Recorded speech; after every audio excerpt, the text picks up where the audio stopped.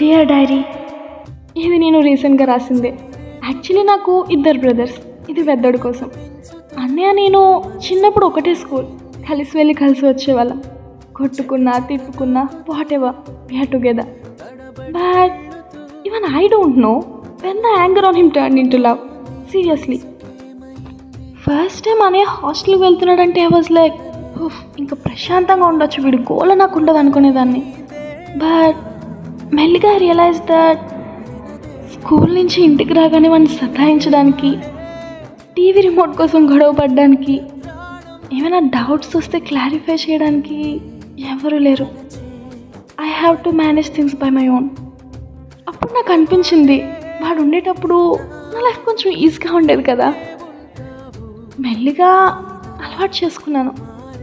But still I miss spending time with him.